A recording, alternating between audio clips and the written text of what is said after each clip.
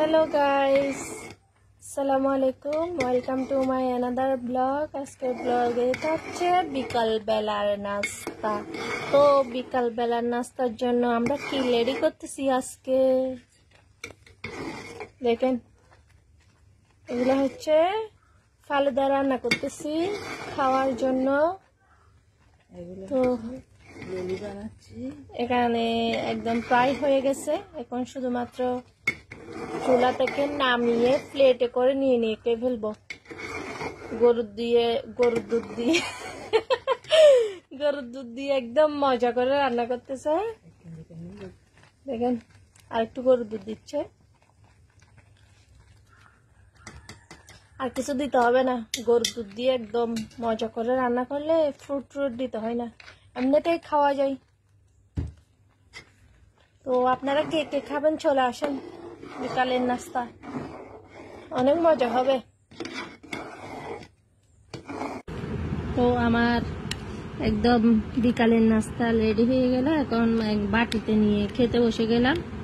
এগুলো হচ্ছে এমনিতে ফালুদা কিনে এনে রান্না করি নাই, এগুলো হচ্ছে শুধুমাত্র সাগু, এরপর হচ্ছে বড় বড় কতগুলো নুডলস নাই, তো ওই নুডলসগুলা, তো সেগুলো একসাথে মিক্সার করে দুধ দিয়ে রান্না করলে একদম ফালুদা হয়ে যায়।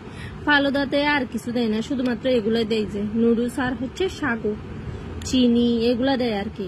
তো এত টাকা দিয়ে হচ্ছে ফালুদা কিনে না এনে আলাদা আলাদা করে সাগু আর হচ্ছে নুডলস কিনে এনে আপনারা বাসায় ফালুদার মতো রান্না করে ফেলতে পারবেন।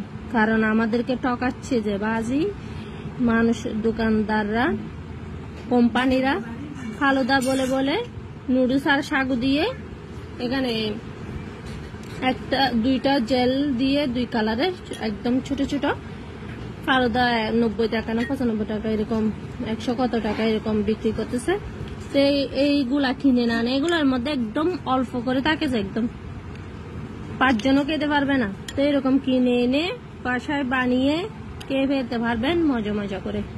তো আমি এরকম কিনে এনে এখন বানিয়ে খেয়ে ফেলতেছি। অনেক মজা হয়ে যাও।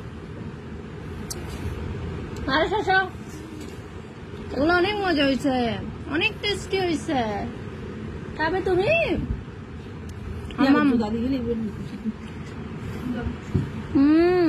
কি মজা হয়েছে, দাও তো। মজা, ইয়াম্মি।